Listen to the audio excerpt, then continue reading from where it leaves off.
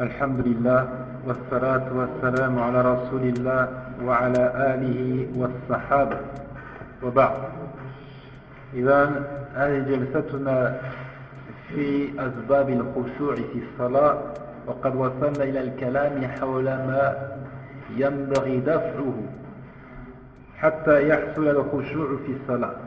يعني بعد الكلام عن تحصيل الأسباب الجالبة، نتحدث اليوم عن دفع الموانع والشواغل التي تصرف عن الخشوع. Il dit donc, après avoir cité tout ce qui est recherché pour concrétiser l'humilité dans la prière, parlons à présent de ce qu'il faut plutôt écarter, ce dont il faut se débarrasser, ce dont la présence est nuisible et susceptible de nous priver de cette humilité. Premièrement, premièrement, débarrasser le lieu de la prière de tout ce qui pourrait distraire. Débarrasser le lieu de la prière de tout ce qui pourrait être une source de distraction.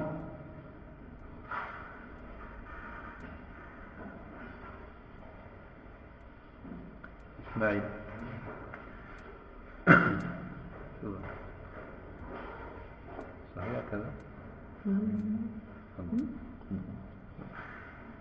Il dit عن أنس رضي الله عنه قال كان قرام يعني ستر فيه نقش، وقيل ثوب ملون لعائشة رضي الله عنها سترت به جانب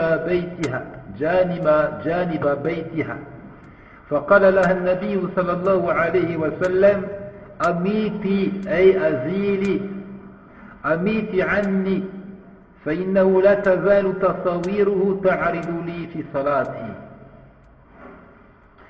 ويدخل في هذا الاحتراز من الصلاة في أماكن مرور الناس وأماكن الضوضاء والأصوات المزعجة وبجانب المتحدثين وفي مجالس اللغو واللغط وكل ما يشغل البصر، وكذلك تجنب الصلاة في أماكن الحر الشديد والبرد الشديد إذا أمكن ذلك. Débarrasser le lieu de la prière de tout ce qui pourrait distraire. Selon Anas ibn Malik radiyallahu anhu, que Aïcha radiyallahu anha avait un rideau coloré dont elle se servait pour cacher un coin de son appartement. Un rideau coloré qu'elle avait placé dans un coin de son appartement. Le prophète sallallahu alayhi wa sallam lui dit: débarrasse-moi-en donc, débarrasse-moi de ce rideau. Ses caractères ou bien son dessein n'a cessé de se présenter à moi dans ma prière. Donc il a été perturbé par les motifs, la décoration de ce rideau alayhi salatu wa salam, et il a demandé à Aïcha de le faire disparaître. Et s'inscrit en cela le fait de prier dans un lieu de passage, s'inscrit dans ce registre de ce qui peut distraire, de prier dans un lieu de passage ou encore un endroit agité et bruyant, comme de prier à côté de gens qui discutent de choses mondaines, ou bien tout simplement de gens qui discutent en élevant la voix, ou tout autre lieu dans lequel le regard de l'individu est attiré et qui provoque alors sa distraction. Citons aussi le fait de prier dans une pièce trop chaude ou au contraire dans un endroit trop froid. Tout cela est à éviter dans la mesure du possible. Donc c'est se débarrasser de certains objets, mais aussi de certains lieux qui sont connus pour être bruyants, à l'exemple de celui qui prie dans le marché par exemple. Tout cela est à éviter.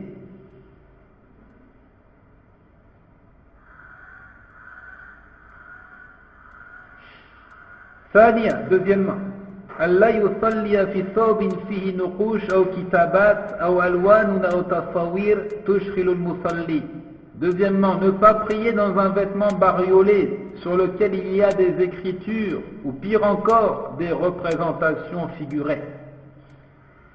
Ne pas prier dans un vêtement bariolé, coloré, de manière excessive, bariolé, avec beaucoup de couleurs, ou bien sur lequel il y a des écritures, ou pire encore des représentations figurées.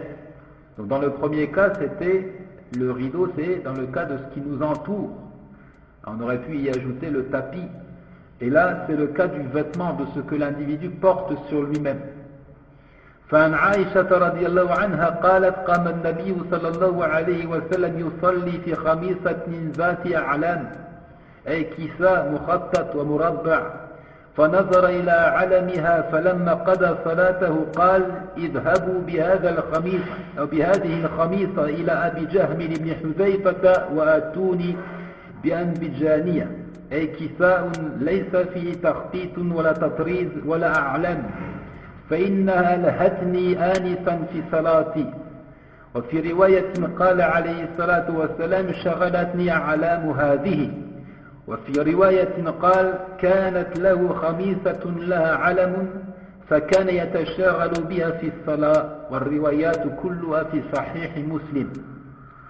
Ne pas prier dans un vêtement bariolé. Selon Aïcha radiallahu anha, le prophète sallallahu alayhi wa sallam se leva pour prier dans un riche manteau persan qu'on appelle al-khamisa, au sujet duquel il disait alayhi salatu wa sallam ta'isa abdul dinar, ta'isa abdul dirham, ta'isa abdul khamisa, que périsse l'esclave du dinar, l'esclave du dirham, l'esclave du khamisa, qui est encore une fois un riche manteau persan à carreaux. Il regarda ces décorations et ayant terminé sa prière, il dit: allez donc avec ce manteau à Jahm ibn Hudayfa et apportez-moi un simple vêtement. En effet, celui-ci m'a distrait dans ma prière. Donc allez avec ce manteau, redonnez-le à Jahm ibn Hudayfa et apportez-moi mon vêtement habituel, mon vêtement simple qu'il nomme al-anbijaniya, sur lequel il n'y a pas ce genre de motif. En effet, celui-ci m'a distrait dans ma prière, et dans une version il dit: les motifs de ce dernier m'ont préoccupé. Les motifs de ce dernier m'ont préoccupé, distrait. Et toutes ces versions sont rapportées dans le recueil de l'imam Muslim.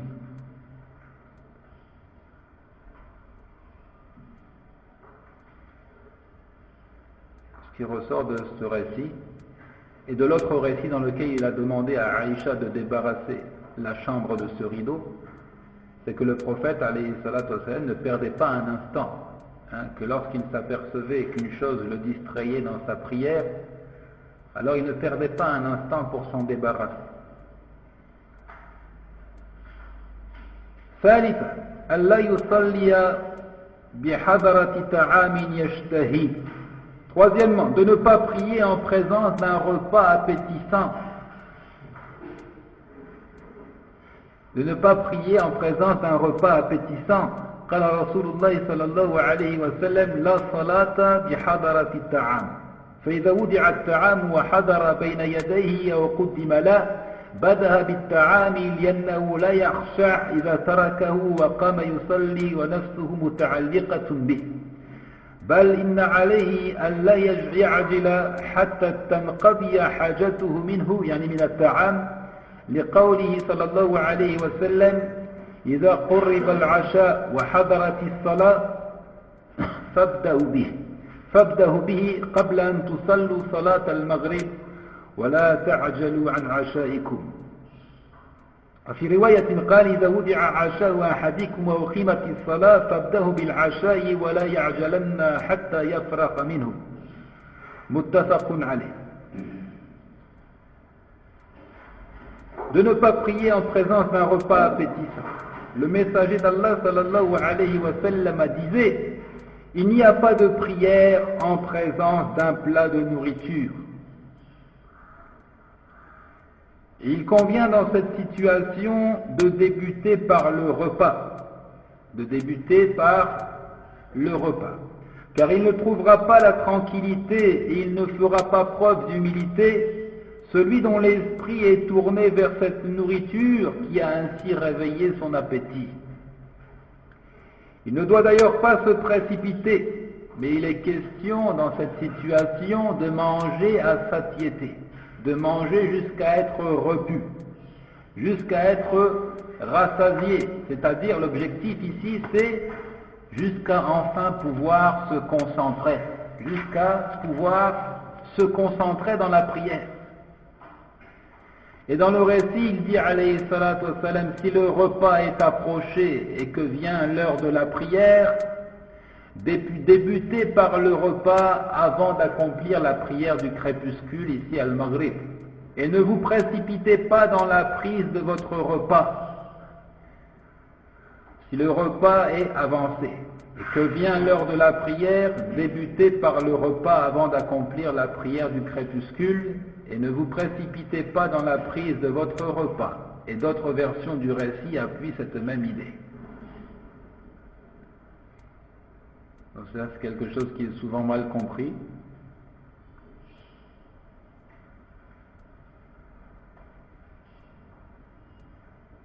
On prend le cas concret du Ramadan. Si le repas est prêt, à l'heure de rompre le jeûne, alors il est question de commencer par manger. Et manger à satiété, jusqu'à être repu et pouvoir enfin se concentrer dans la prière. C'est meilleur que le fait de se contenter d'un verre d'eau, par exemple, d'accomplir la prière de manière bâclée, avec l'esprit tourné vers le plat de riz qu'on avait vu à la maison avant de sortir pour la prière.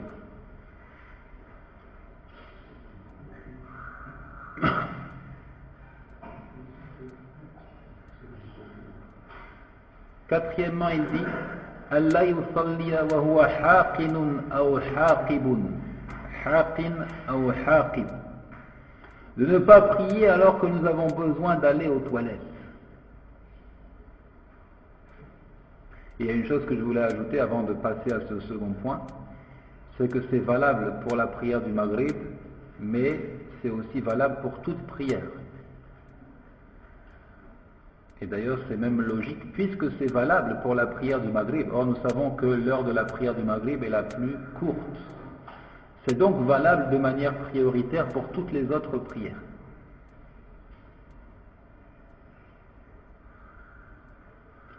Seulement, il ne faut pas que ce soit volontaire, c'est-à-dire qu'on fait exprès d'amener le repas à l'heure de la prière en commun. Donc c'est quelque chose qui doit être occasionnel. Il ne doit pas se répéter chaque jour.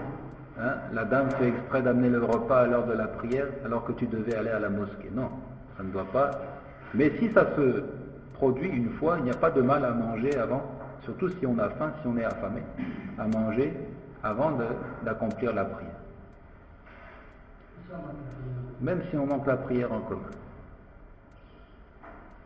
Parce que ce khushu' là, cette humilité et cette tranquillité dans la prière, elle est prioritaire sur le fait de rejoindre le groupe.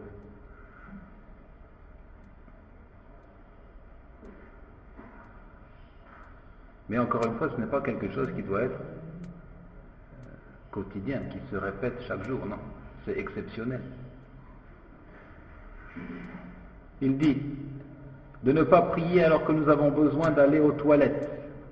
لا شك أن مما ينافي الخشوع أن يصلي الشخص وقد حصره البول أو الغائط ولذلك نهى رسول الله صلى الله عليه وسلم أن يصلي الرجل وهو حاقن والحاقن أي الحابس البول والحاقب هو حابس الغائط ومن حصل له ذلك فعليه أن يذهب إلى الخلاء لقضاء حاجته ولو فاته ما فاته من صلاة الجماعة فإن النبي صلى الله عليه وسلم قال إذا أراد أحدكم يذهب الخلاء وقامت الصلاة فليبدأ بالخلاء. Sans l'ombre d'un doute, cette envie pressante nous empêchera de réaliser al-khushu', l'humilité, et d'obtenir la quiétude requise dans la prière. Le prophète sallallahu alayhi wa sallam a d'ailleurs interdit à l'homme de prier alors qu'il a envie d'uriner. Et de même, il a interdit à l'individu de prier alors qu'il a besoin d'aller au sel. Les deux termes ont été employés par le prophète, alayhi salatu wassalam, haqin et haqib, celui qui retient ses urines, celui qui retient ses selles. Et si un individu se retrouve dans cette situation embarrassante, alors qu'il aille tout d'abord se soulager pour ensuite compléter sa prière ou même la rattraper si la prière en groupe lui a échappé. Et dans le récit, il dit alayhi salatu wassalam, si l'un d'entre vous désire se rendre aux toilettes et que la prière est annoncée, qu'il débute par les toilettes. Qu'il commence par se rendre aux toilettes.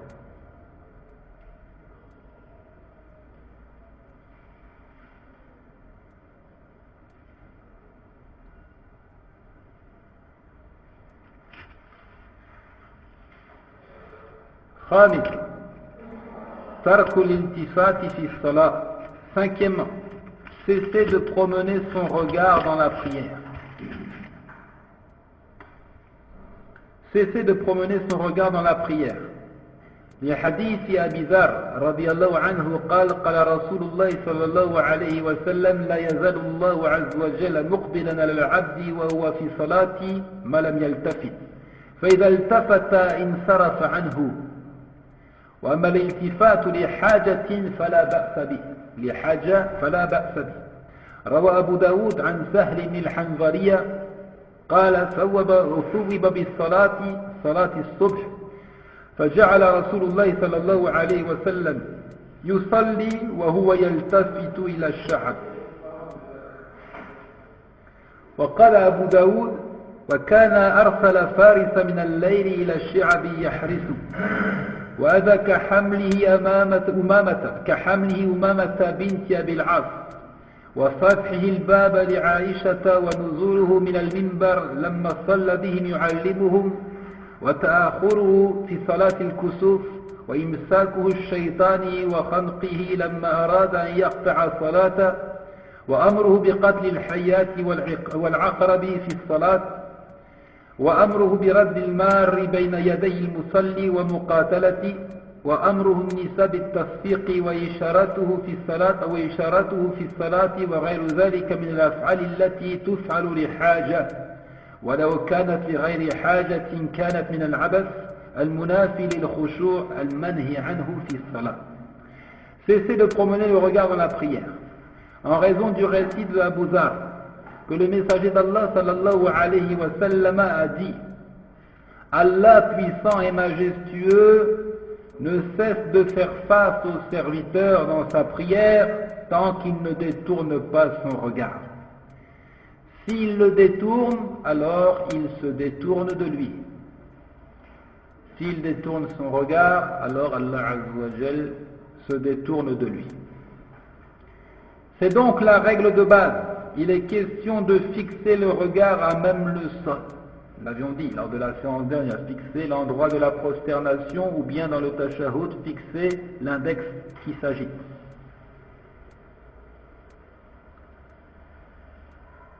Mais s'il détourne son regard par nécessité, s'il lui arrive de tourner le regard par nécessité, alors il dit c'est un cas d'exception qui est admis, c'est un cas d'exception qui est admis, qui est toléré, comme dans le récit de Sahl ibn Hanbaliya, que la prière de l'aube fut établie et le prophète sallallahu alayhi wa sallam se mit à prier tout en lançant un regard en direction de la vallée.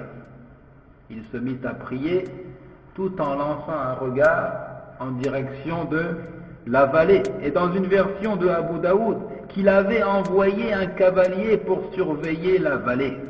Il attendait donc le retour de ce cavalier. Et on rapporte, donc là il cite un certain nombre de cas dans lesquels le prophète alayhi salatu wassalam a été amené à promener son regard. On rapporte qu'il souleva la fille de Abu al-As dans la prière, qu'il fit un mouvement pour ouvrir la porte à Aïcha radiyallahu anha, qu'il descendit de l'estrade sur laquelle il était monté afin d'enseigner la prière aux gens. Dans tous ces cas-là, il est nécessaire de promener son regard. Qu'il descendit alors pour pouvoir se prosterner. On transmet également qu'il fit un mouvement pour saisir des fruits du paradis en accomplissant la prière de l'éclipse. Et il s'est avancé pour saisir quelques fruits du paradis dans la prière de l'éclipse. Qu'il tenta d'étrangler un démon qui voulait le perturber dans sa prière. Qu'il ordonna de tuer les serpents et les scorpions qui passeraient à côté des prieurs. Qu'il ordonna de repousser, voire de combattre, celui qui tenterait de passer devant celui qui prie. Qu'il indiqua aux femmes de frapper des mains pour faire savoir à l'imam qu'il commet une erreur. Donc ce sont des cas d'exception dans lesquels il est permis à l'individu de faire quelques mouvements et aussi de promener son regard, de regarder ailleurs que l'endroit de la prosternation. Et ça, c'est quelque chose qui peut bien se produire ici, dans ce pays. On peut bien imaginer qu'un serpent entre dans la mosquée à l'instant où les gens accomplissent la prière. Et là, il est autorisé de faire un mouvement pour frapper le serpent sans toutefois donc cesser la prière, sans toutefois sortir de la prière. Il dit: mais si l'individu s'agite et détourne son regard sans raison valable, alors cela est interdit et constitue un frein à l'humilité. Sans raison valable, la règle de base c'est que cela est interdit et constitue un frein à l'humilité. Adam raf' al-basar ila as-sama'.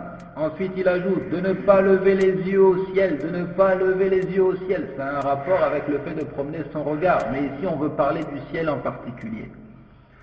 قد ورد النهي عن ذلك والوعيد على فعله في قوله صلى الله عليه وسلم: إذا كان أحدكم في الصلاة فلا يرفع بصره إلى السماء أن يلتمع بصره.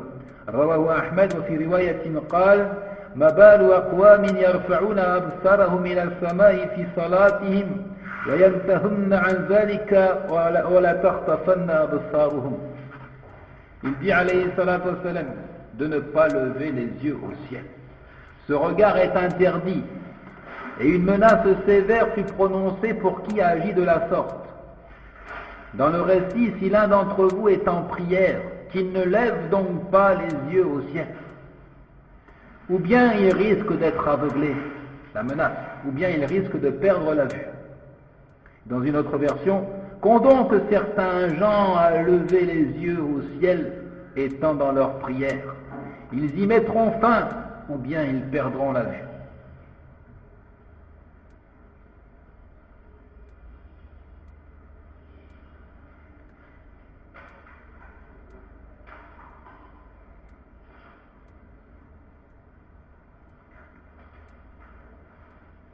Dans plusieurs récits, on trouve cette expression du prophète alayhi salatu wassalam: Ma balu aqwamin yaf'aluna kadha.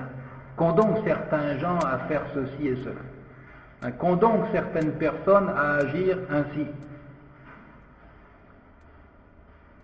Le prophète alayhi salatu wassalam n'indexe pas des individus en particulier, c'est-à-dire il ne les cite pas nommément. Et ça, c'est un bon comportement qui doit être adopté par les prédicateurs notamment, lorsqu'ils veulent critiquer un geste ou une parole. S'ils désirent être entendus, ils ne doivent pas citer nommément la personne, sans quoi cette personne-là risque de se fâcher contre eux. Pourquoi est-ce qu'il a parlé de moi devant tout le monde? Il risque de ne pas accepter son conseil. Il suffit de dire qu'ont donc certaines personnes à faire ceci et cela.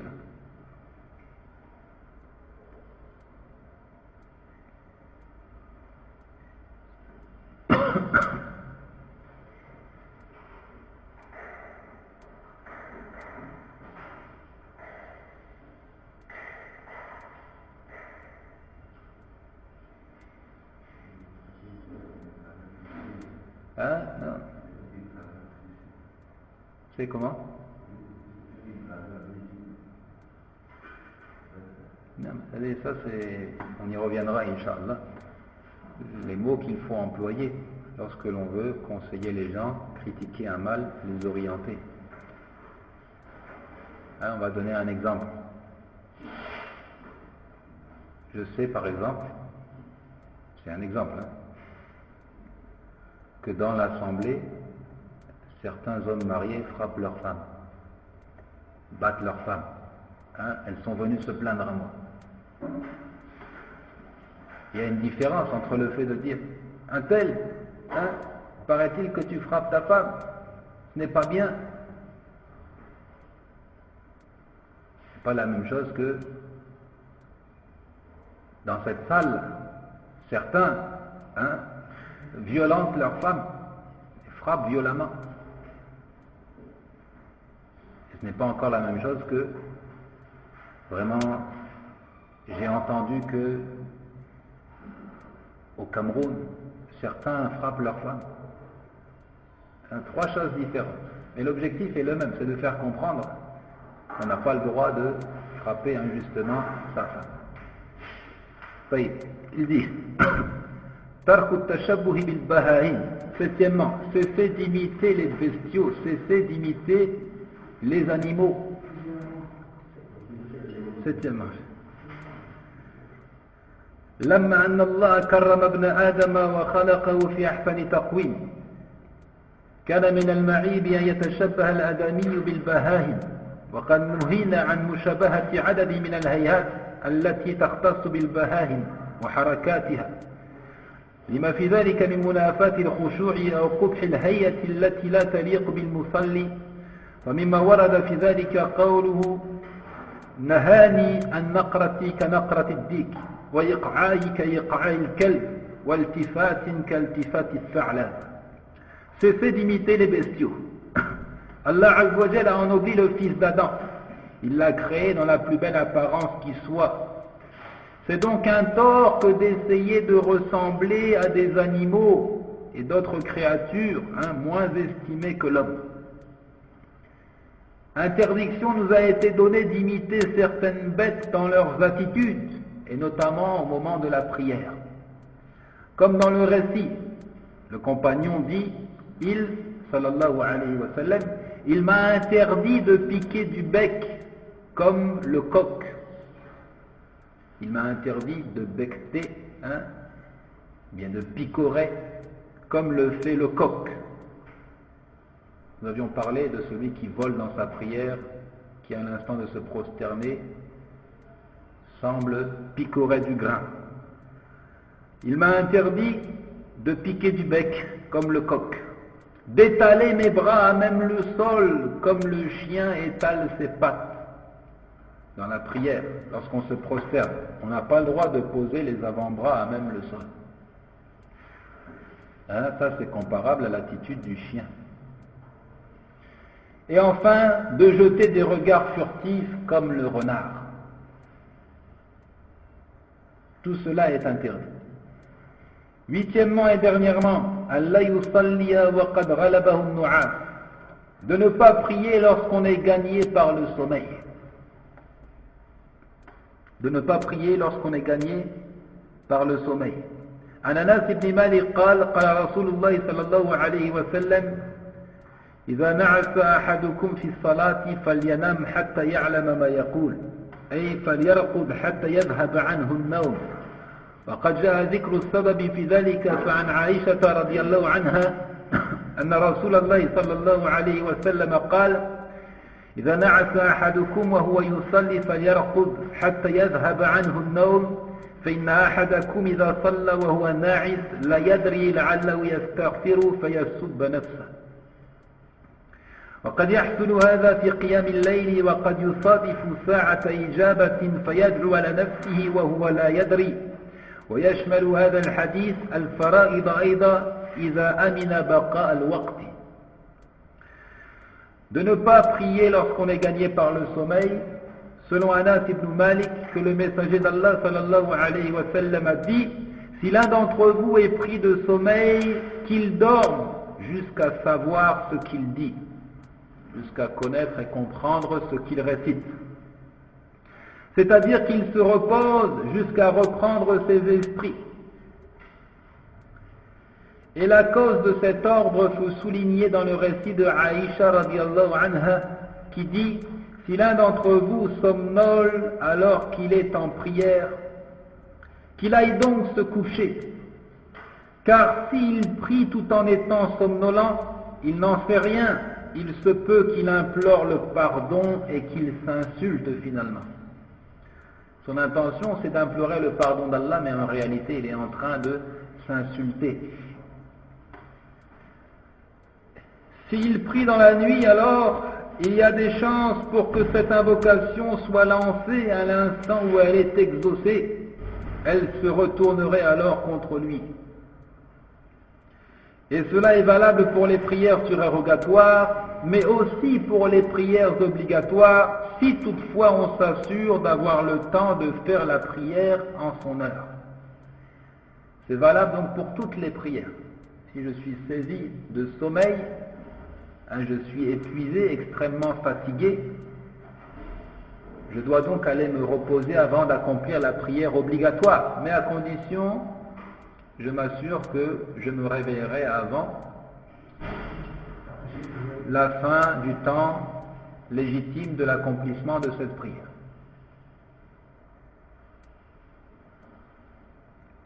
Enfin, amrul khushu' kabir wa sha'nuhu khatir ولا يتأتى إلا لمن وفقه الله لذلك وحرمان الخشوع مصيبة كبيرة ولذلك كان النبي صلى الله عليه وسلم يقول في دعائه اللهم إني أعوذ بك من قلب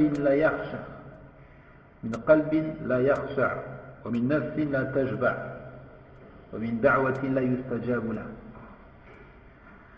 Vous aurez donc compris que cette humilité est primordiale pour une prière bien exécutée et qu'elle n'est pas évidente à réaliser et que cela demande de notre part certains efforts, et certes la réussite ne dépend que d'Allah subhanahu wa ta'ala. De se voir privé de cette humilité est la marque des perdants. Il convient à tout un chacun d'invoquer Allah en disant, comme le disait le prophète sallallahu alayhi wa sallam: ô Allah, je cherche refuge auprès de toi contre un cœur privé d'humilité.